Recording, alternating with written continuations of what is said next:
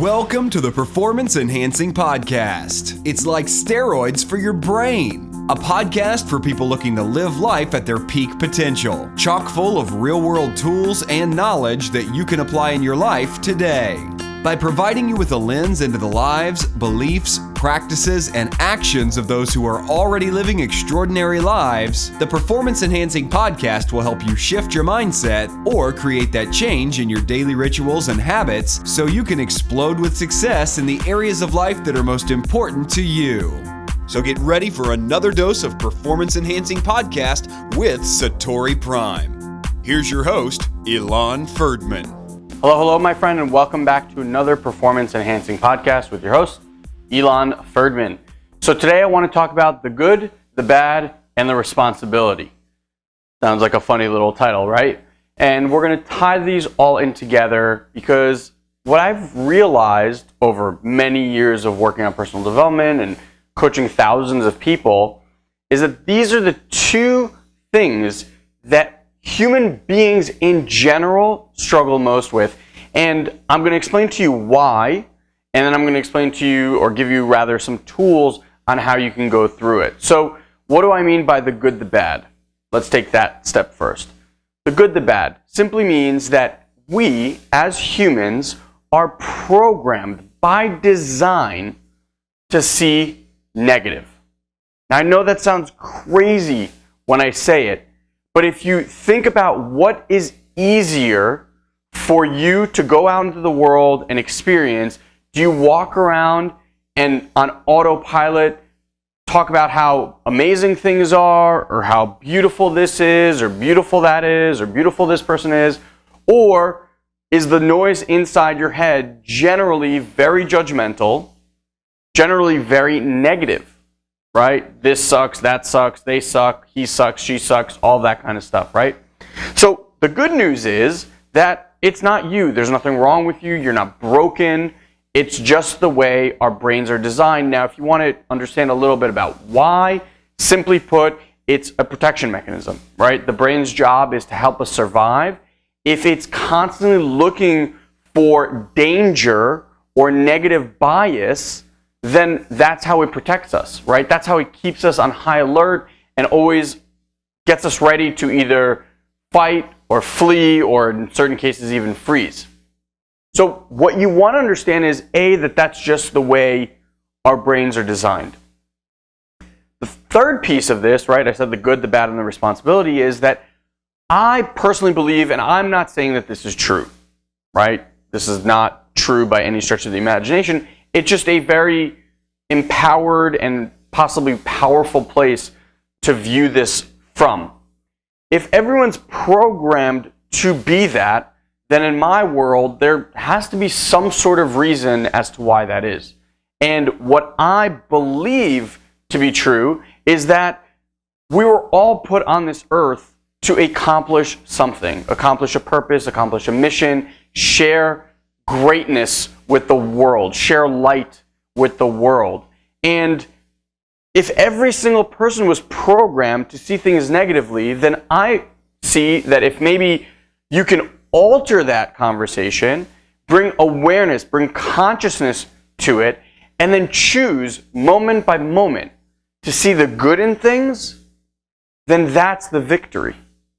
Maybe, just maybe, it's there for us to break it somehow.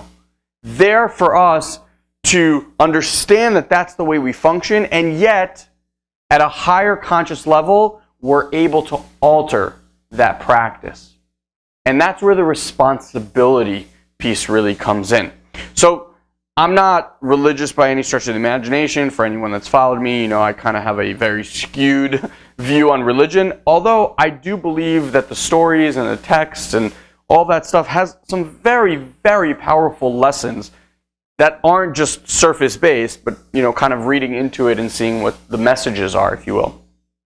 So one of the most famous stories, obviously, is the story of Adam and Eve, right? They in the Garden of Eden, and Eve ends up taking a bite of an apple, and then having Adam take the bite of an apple, and God comes to them and says, I told you the one thing, you guys have all of this, And the one thing I told you is that you cannot eat from this tree. And what's Adam's response? She made me do it. And what's Eve's response? The snake made me do it. And it's the first time in history, or history of man, whatever you want to believe, that blame was placed externally. That we did not take responsibility for our own actions. And since that moment, human beings have been put on this wheel of blame, if you will. Now, every single person listening to this right now, at some point in your life, you were not responsible for what you did. Now, whether you're a kid or as an adult, it doesn't even matter. But at some point in your life, and chances are, more often than not, you are looking for external things to blame for your situation. He did it, she did it, it's the job's fault, my boss's fault, the marketing didn't work, Facebook doesn't work, YouTube, whatever it might be, right? My child is driving me crazy. It doesn't matter. It's all going externally. And Wayne Dyer says this beautiful thing, and I just love this analogy. He goes, point at something. Did you ever notice when you point at something, how many fingers are pointing right back at you? So there's one pointing out, but 3 are pointing right back at me. Now, I said awareness, consciousness, right? Now, the way that we can actually break the good and the bad, the way that we can actually start viewing the world through a positive light is by taking responsibility. If you lived in a world where you are 100%, I'm not talking 50-50 or even 90-10, 100% responsible for every single thing in your life. And when I say everything, I mean everything. That includes the good. That includes the bad. That includes the things that make you scream from the top of the rooftops like you're having the time of your life, to the things that make you cry in your room for a week. What if, and again, not true, right? There's a not true light behind me, but what if you could live from a place where you are responsible for it all? Because here's what I do know. The only thing that we can be responsible for in our lives is in here. That's it. The way you view the world, the way you view others, the way you view situations, that is all 100% your responsibility. Now here's the cool part, and I'm going to share an amazing story with you that I just had with my son. The cool part is you get to say how the world shows up to you. I know a lot of the time we're in this very passive mode of the world just coming at us, and it feels like you're just standing there kind of arms up, just blocking stuff and letting some stuff through that you like and resisting everything else. But if you could just see that you're responsible for it all, then you actually have some sort of control over the matter. Now, control could be a whole other topic that we could talk about, but just for the sake of this conversation, you actually have control over the way you react. You have control over the way you view things, right? You can line up 100 people to look at the same scenario, and I guarantee you'd get 100 different responses to how they view that scenario. Now, the question is, do you believe that the view by which they are looking at X alters X? There's a scientific phenomena that says that the study of micro particles, right, the atom, they're moving all the time. But the mere fact that the observer is observing an atom in a certain spot already alters where that atom actually is. I know it's like a weird, crazy concept. I don't know why I even shared it with you. But the observer has an influence on the environment. And that's a very powerful thing to understand, because if you could observe things differently, then you could potentially have a completely different life.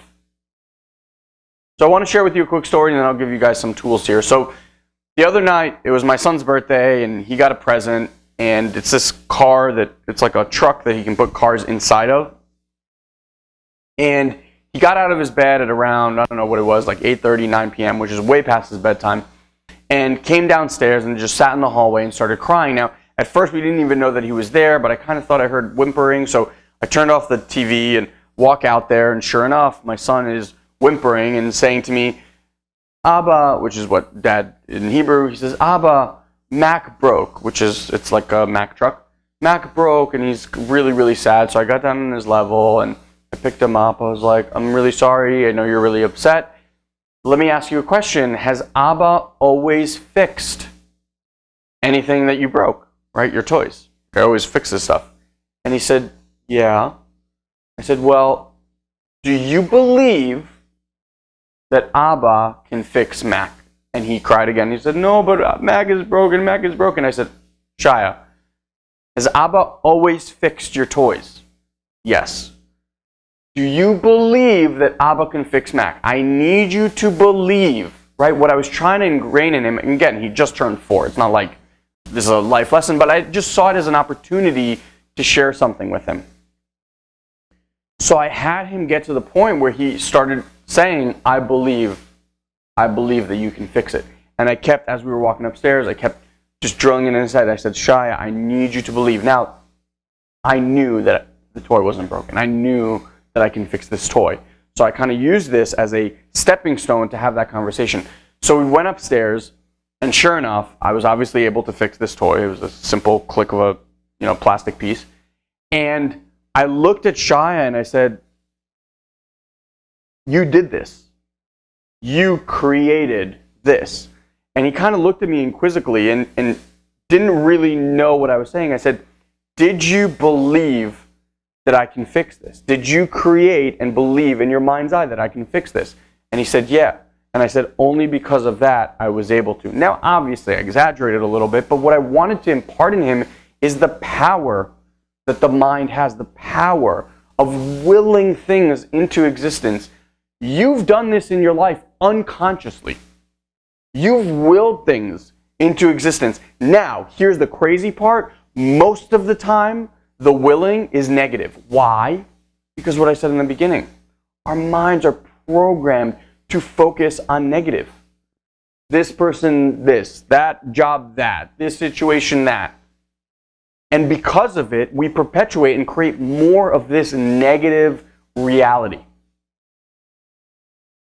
So the life lesson here today, or the thing that I want you guys to focus on is, can you, for the next week, take on bringing an awareness to the thoughts that you have about your reality?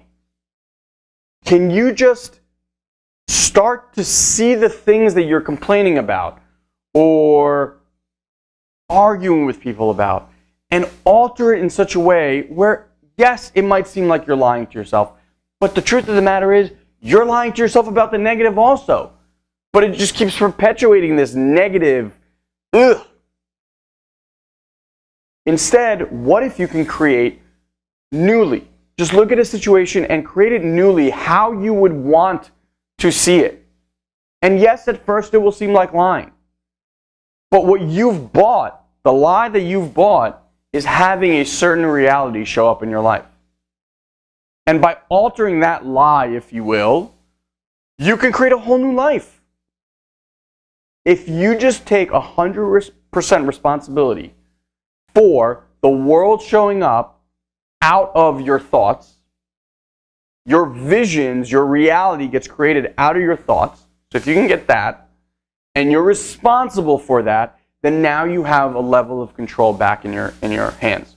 So take a situation that's really either you've been resigned to or something that you've really struggled with recently, and this week just really bring consciousness to it. And every time you notice that kind of noise, that the automatic noise in your head going into negative town, I want you to catch it as soon as you possibly can and alter it. Lie to yourself. Make up something new. And every time you play that game, okay? And here's the game. You want to get more points in the positive column than the negative column, because every time someone's getting a point, either the negative part of your brain is going to win, or you're going to actually be conscious and bring something. Now, at first, the negative side is going to smoke you. Why? Because the brain is programmed to do that. You're actually trying to reprogram something. But over time, You keep practicing it. It's just like any muscle. It's like going to the gym, right? Over time, you get stronger and stronger and stronger. And I'll tell you this, I've worked with some of the best people in the world, some people who are incredible spiritual leaders, thought leaders, mindset gurus, whatever you want to call them. Every single one of them still struggles with this because that's the way we're programmed. The difference is they catch it earlier and they're in that mode less and less and less. So at first it's going to look like this. It's going to look like long periods of negative with a moment of clarity and a very, very short time of actually being consciously aware and being in that positive state. And then back to negative. And then a small catch, and then back to negative, right? Now, over time, what happens is the amount of negative time gets shortened because you start catching it faster and faster and faster. So maybe at first you're unconscious for 6 hours, but over time, maybe it's 2 hours, then an hour, then 30 minutes, then 10 minutes, then 5 minutes, then 1 minute, right? And then you're prolonging the positive part and lasting there longer. And as you start playing in that game, you will see that life will completely alter. The same things that you've been doing will look completely different to you, and you will be shocked at how you're living a completely new and different life. Incredibly, incredibly powerful skill set for you to develop. And just give yourself time. Don't make yourself wrong about you being negative. Just realize, right, we all are that way. Now, if you want to kickstart on how to do this, and you haven't done this already, I highly recommend you go and you grab our 10-day challenge right now. All you have to do is just go to SatoriPrime.com/10-day. If you're watching this on YouTube, you can click it right now. If not, just head over to our SatoriPrime.com podcasts page.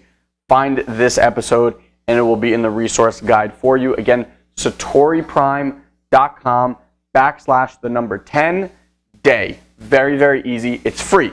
It's once a day video that you will get from me with instruction on how to put that tool or that concept into use in your life. And what I highly recommend is pick one area of life that you've really struggled with recently, something that you've either been resigned to or something that you just haven't figured out how to quite get over, and use that as the thing to work through during this 10-day challenge. And if that resonates with you, after that, we have an amazing course called the Mindfluence. It's a mindfulness process. It's a 9-step process to do this type of transformational work in any area of your life. That course has saved marriages, has saved people from being divorced, has saved relationships between father and sons, has saved partnerships. I mean, it's unreal what these tools allow you to do. It allows you to generate more income. It allows you to get raises. It allows you to perform better in everything that you do. That's just the power of the mind. So if you're willing to take 100% responsibility for yourself and your life, then that's a great first step. It's a great hand-holding first step. And if not, I hope you just got a ton of value from this. And again, if you are watching this on YouTube or you're listening to this on iTunes and you know that someone's struggling with this, doesn't matter how old they are, where they're at in life, share this with them. You know, this is the kind of message that's really important for me that is shared out there in the world, because I truly believe we were all put on this earth to fulfill our purpose, to share our gift. And in order to do that, we have to eliminate these layers of negativity. We have to eliminate these layers of judgment and victimhood. And in order to do that, we got to focus on the good and take 100% responsibility. And that's a really, really phenomenal way to start. So as always, thank you so much for listening. Definitely check out the 10-day series, SatoriPrime.com/10-day. And please, please, please share this message with anyone that you think this would make a difference for. It will be the greatest gift to me. And with that, I'll leave you until the next Performance Enhancing podcast. Have an amazing, amazing day, my friend. Thank you for joining us on this week's Performance Enhancing Podcast. We've taken this pep talk and created a custom action guide so you know exactly what action steps to take now to grow your business. Just head over to SatoriPrime.com/podcast and download it for free. Also, please leave a comment and rate this podcast on iTunes. It'll help us get the word out. Thanks for listening. Now, go and implement. We'll see you next time. Did you run through doors till you hit the floor? Did you read my eyes? Am I